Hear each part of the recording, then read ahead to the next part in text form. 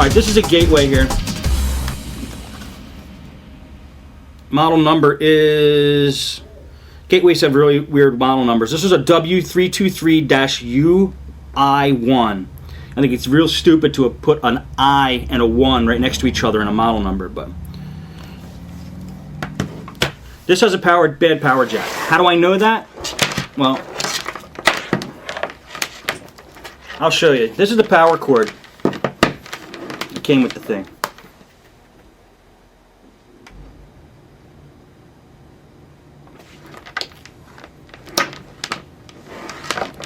And what you do with the power cord, or what you do if you want to see if a power jack is bad, is you take the power cord, you plug it in, and you test the voltage from the power cord.